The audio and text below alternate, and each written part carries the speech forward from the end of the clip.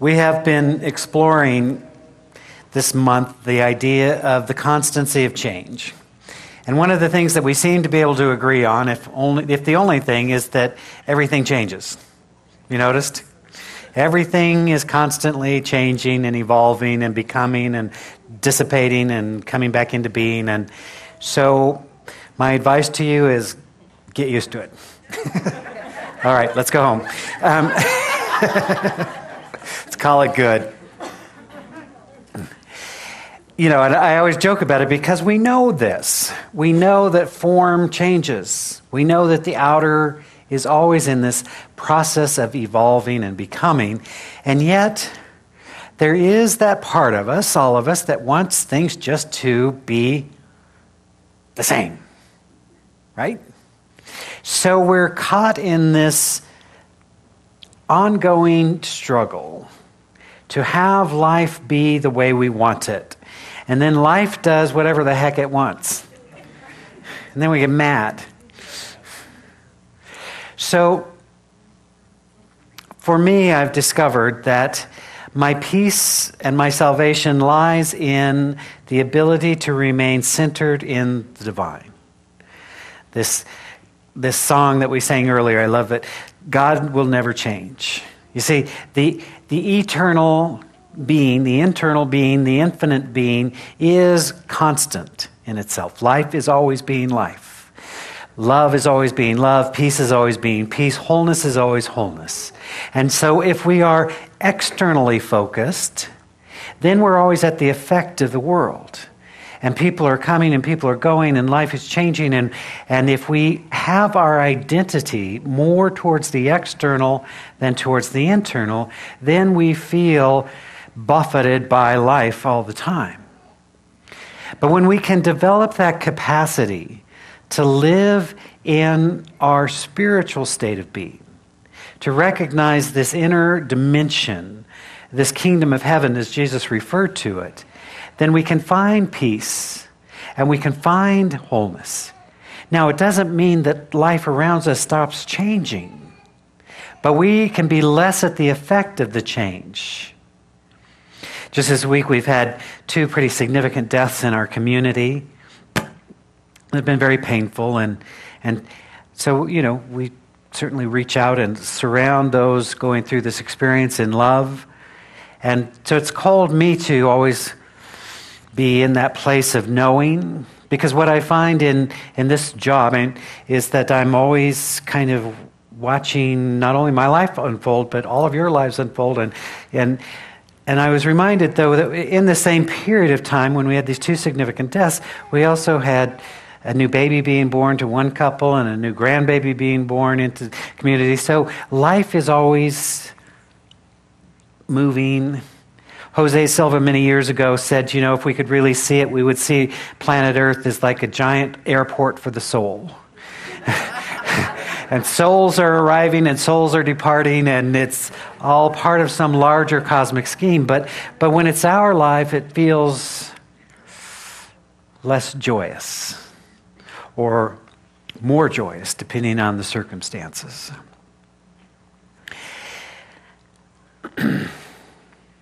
I'm in the mood to preach. Go for it. I just want to warn you.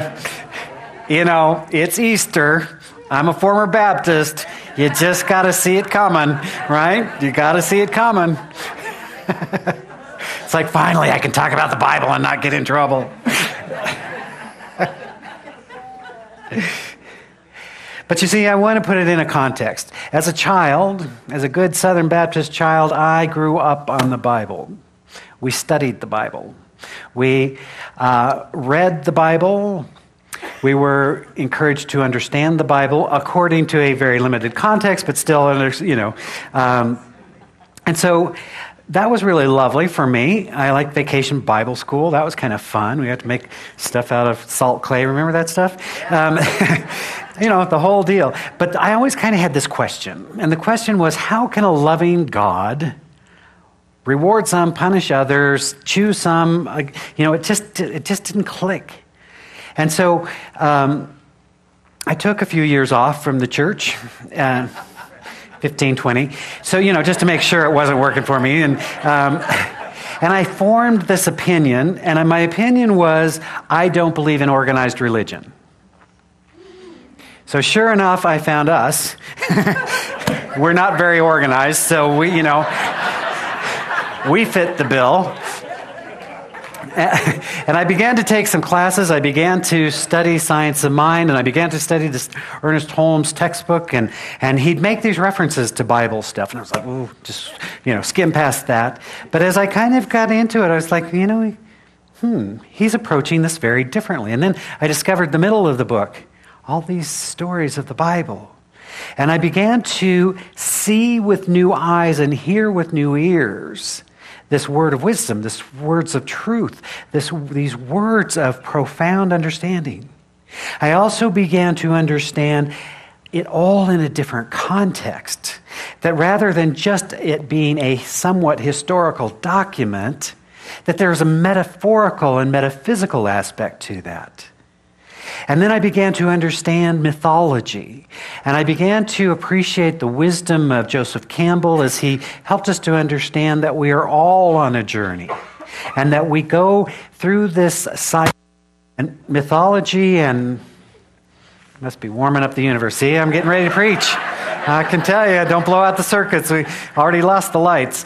Won't stop me. Can't stop me, Raj. I don't need no lights. I don't need no microphone, baby. I can just keep going.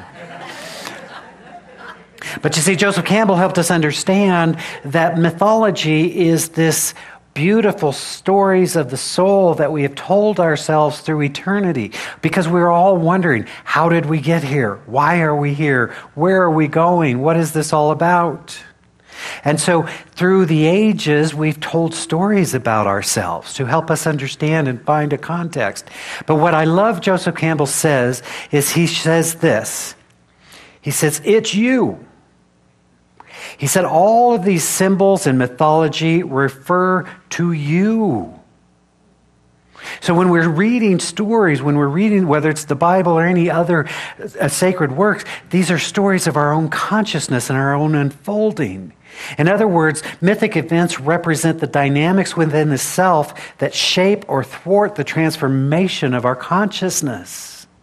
So having said that, I want to preach to you today. If you want to open your Bible, you're welcome to. Got the app. Thank you. Yes. Let's all get out our iPads now. And Google. Somehow it loses some of the context, right? But this is a great story. Now, I can tell this story more easily here. When I was in the South, when I was preaching in Dallas and when I was preaching in Oklahoma City, when I started doing Bible with the metaphysical group, they got a little twitchy, You guys are cool with it. But I know how to twitch you. I can just say tithe settlement and watch you really kind of react. It's just fun. It's just fun. I know it's kind of sick, but it's kind of fun. So you ready? Here's the story. Now there was a Pharisee. Now remember, the Pharisees are the very legalistic sect of Judaism. And Jesus didn't have a lot of tolerance for that very legalistic point of view. It was the Pharisees that were upset that Jesus had the audacity to heal on the Sabbath. It was the Pharisees that were kind of rule-bound, let's just say. But there was a Pharisee, a man named Nicodemus, who was a member of the Jewish ruling council. And he came to Jesus at night and said, "Rabbi, we know that you are a teacher who has come from God. For no one could perform the signs that you are doing if God were not with him." And Jesus replied, "Very truly I tell you, no one can see the kingdom of God unless they are born again." "How can someone be born when they're old?" Nicodemus said. Again, legalistic point of view. What? How does that work? He goes on to say, "Surely they cannot enter a second time into their mother's womb to be born." Jesus answered, "Very truly I tell you, no one can enter the kingdom of God unless they are born of water and of the Spirit. Flesh gives birth to flesh, but the Spirit gives birth to spirit. You should not be surprised at my saying you must be born again. The wind blows whenever it pleases. You hear its sound, but you cannot tell where it comes from or where it is going. So it is with everyone born of the Spirit. How can this be? Nicodemus asks. And Jesus said, you are Israel's teacher, and you do not understand these things. You see, Jesus over and over was saying to the people, those of you who have eyes to see, see, and ears to hear, hear. In other words, he was speaking to another level of consciousness. He was saying, for those who can enter into the spiritual dimension, you begin to perceive reality different. You know, spirit and wind have the same root word. And so he's talking about, you see the effects of wind, but we don't see wind. We don't know where it comes from. We don't know where it goes, but we know it is there. So those of us who are willing to be born again, born anew, which is to say that we must die to our old way of being in order to enter into the spiritual dimension. So I was at a workshop yesterday, which was very fun. I'm going to go ahead and use your name. I didn't earlier. I protect your anonymity. You don't care. With permission. I want you to know. I don't just share people's stories. But I was at this great workshop yesterday. Carol Kostick hosted it, and it was an improv workshop. And I said to her, I have 5 good reasons and 12 not so good reasons why I should not be there. The 12 were just the excuses I came up with in my head, but 5 other things that I could have been doing, but something called me to that, to be there, to be present for this experience. And I'm so grateful that I was there. It was very powerful. There's something so wonderful about improv because what it forces you to do is to get present. You know how much time we spend in our heads? Sometimes we're even... I'm going to imply this happens for you. Maybe it doesn't. Sometimes we're having a conversation, and even as they're speaking, we're thinking about what we want to say next. Maybe that doesn't happen for you. But improv causes you to be present. And so there was magic as well as fun happening. And so at the end of it, we were sharing, and Carol said, you know, she shared this breakthrough that she had had, and she said, and for those of you who know me, that's not the way I am.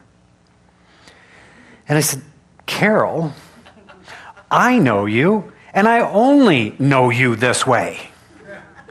Why do you keep telling the old story? So I was grateful she let me share the story because it's so true.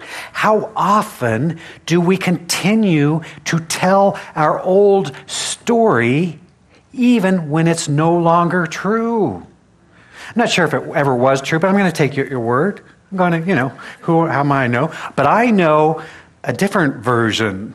I know the new, enlightened, empowered version of whatever was before.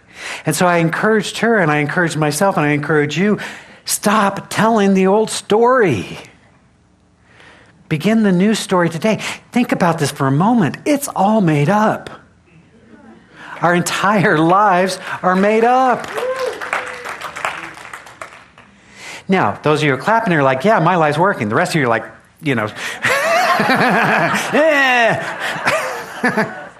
right? It's just not to say we control everything that's happening in our lives, but we do create a context for our life to unfold. And so if we're not joyous and fulfilled and experiencing wonder, then we can begin to look at how do I need to change? How do I need to evolve? How do I need to become different so that I can have a different experience of this life? You see, the Pharisees would probably say, here, we've got some rules. Do these 5 things. Follow them religiously. But those who are coming from the spiritual side say, first have this spiritual experience of the divine, and then know that that is your life. You see, Jesus never saw heaven as a destination. He wasn't talking about what happens after we die. He was talking about what happens when we awaken to who we are. The Buddha was saying the same thing. He said we must become awake. You're thinking, my eyes are open, but you're not awake. He said there's another dimension. And so that learning to be in stillness, learning to be grounded, learning to be centered in the eternal, internal reality. It doesn't mean that the things of the world don't still hurt. It doesn't mean that you won't be disappointed. It doesn't mean that bad things won't happen.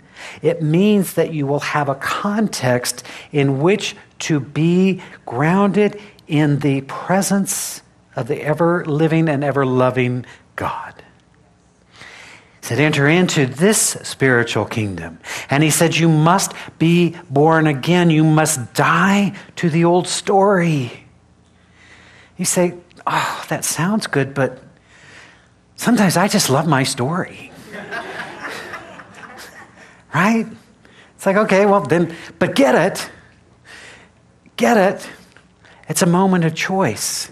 This is the new moment of creation. This is the new moment for us, if we choose it to be. I share this often, but I had a profound learning experience when I was in Los Angeles. Because I moved to Los Angeles so that I could become a waiter/minister. Or minister/waiter. I'm not sure which context that was, right? One of very few, it turns out. Looked like the actor model category was pretty well covered, so I took the minister role and figured, okay, he's got a face that radio loves, they said about me, right?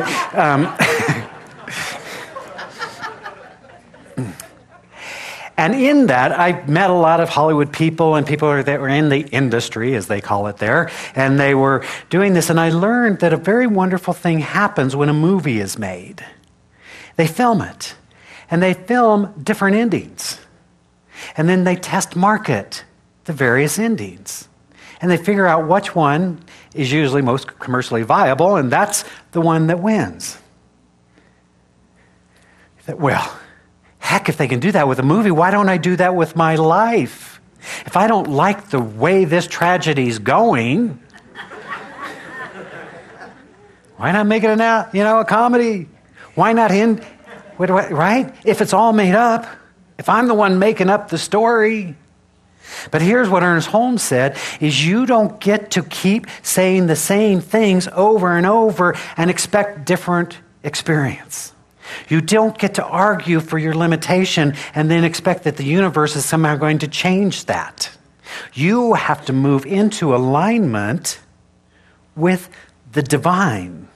And the divine is always seeking its higher expression. So Jesus was saying to us, you must wake up, you must be born again, you must die to the ways of the flesh, to the materiality of the world, and awaken to the spiritual dimension.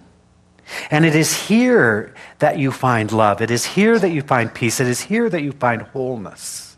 And when we find that inner experience, then it naturally expresses itself into the outer.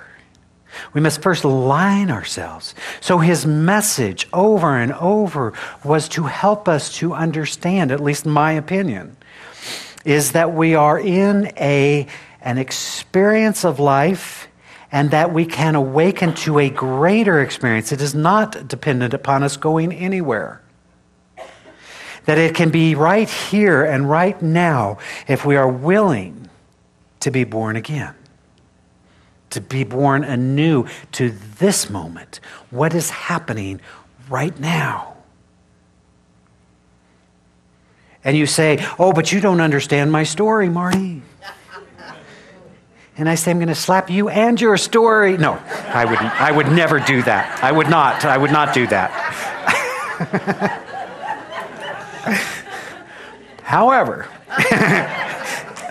now that I have permission, here's what you need to know. As long as we're just confessing it all, let's just put it all on the table.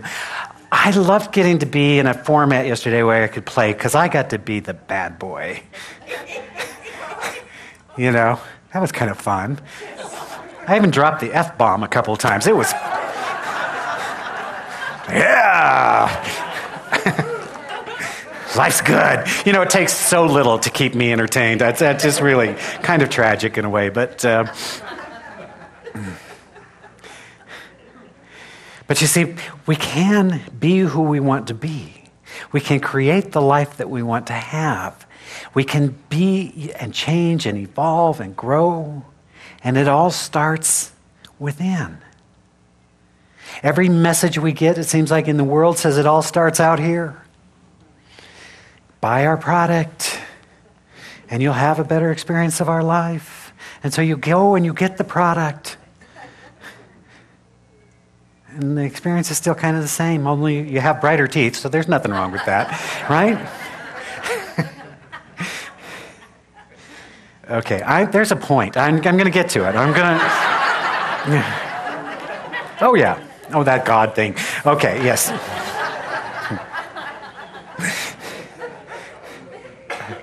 Remember who we are. This is the thing. This is, it's so simple. I marvel at humanity because you see these stories over and over.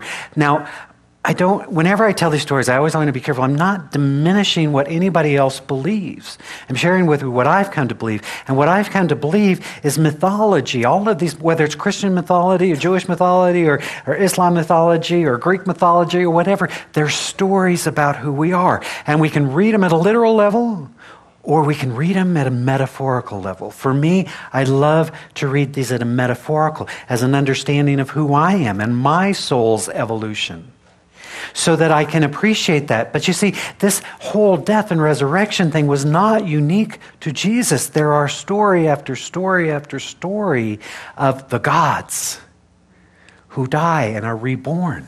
Now, many of you remember the Greek god Adonis. We know Adonis primarily because he was one good-looking hunk of man. That's what we think of, right? But what we forget was that Adonis had to die every year, scattered to replenish the earth so that it could be renewed and reborn, and then he was reformulated. Every year, that's a job. At least you could do is make him handsome, right? I mean, that seems fair. You see, these stories are always, we know this. Life is always changing. Life is always evolving. Somebody said, do you believe in reincarnation? I said, yes. Yes. I've been at least through 4 so far in this lifetime. Right? Haven't you? God, I mean, it's like, who was that guy? Right? And what was he thinking? Or drinking? Or smoking.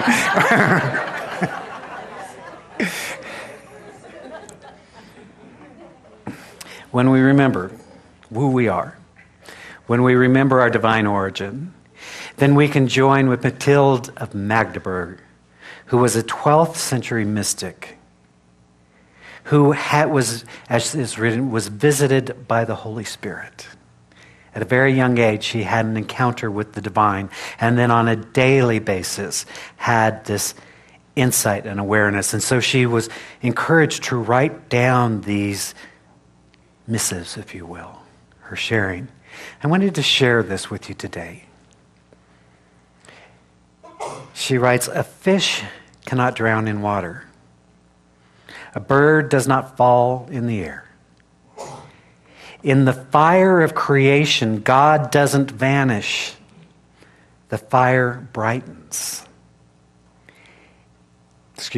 Gold doesn't vanish. The fire brightens. Each creature God made must live in its own true nature. How could I resist my true nature that lives in oneness with God?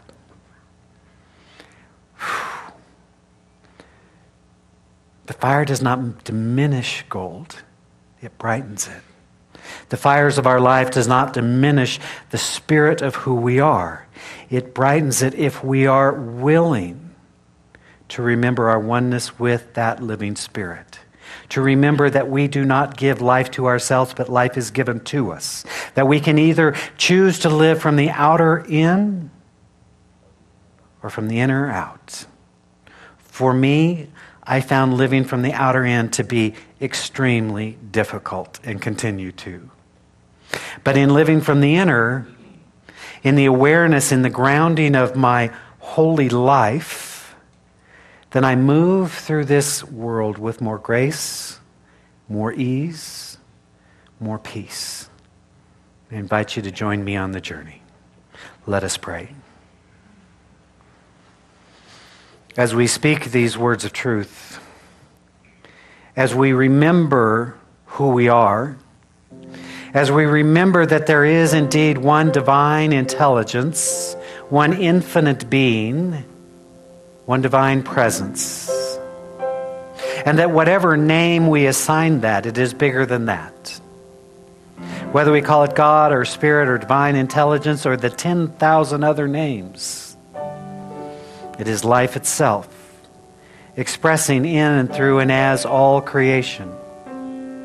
It is that divine intelligence that has caused this universe to be in expression, that makes itself known through the galaxies, that holds the planets in perfect balance and motion, that causes the rains to fall, the flowers to grow, our hearts to beat. It is all part of the one unfolding. And so we ground ourselves in that awareness right here and right now, that despite any appearance to the contrary, there is a holy order to things. And so we remember, we are divine in origin. We remember and reconnect with that which we know to be true, that Spirit is unfolding through us, that the very nature of the divine is ours, awaiting our recognition of it. So we recognize wholeness and know that that wholeness reveals itself through health, through well-being, through vitality. We know that love is indeed the only reality. And so we choose love in this moment, fully and freely forgiving ourselves and others, entering into that state of grace, of compassion, of understanding, of the willingness to release and let go, and to allow our lives to be healed and transformed in this holy instant. We know that we are abundant beings, for we are one with the source of all good. And so we allow our lives to be a testament to the divine flow, the ebb and flow of life itself, joyously giving, graciously receiving of this infinite bounty. How good it is to remember this truth. And so as we stand in this place of awareness, of being awakened, we speak the truth. We speak the truth for those requests placed in our ministry of prayer. We speak the word of truth for those burdens on the heart. This is a moment of new creation, of new possibility, of spiritual freedom. Let us choose it now. How good it is to remember this truth. How blessed we are to know, to live from that understanding. And so as I speak this word of truth, recognizing that we are blessed, it is only natural to extend a blessing. We bless this spiritual community, that we might be a bright light in the world, that we might teach and practice love, compassion, understanding, and acceptance. We extend that blessing to our brothers and sisters around the planet, to the planet itself. We're holding that high vision for a planet that works for all creation, a planet in harmony with itself, and a world that works for all people. How good it is to stand in this awareness. And as always, we bless all priests, all rabbis, all ministers, teachers of every faith. We honor and celebrate the many pathways to the divine.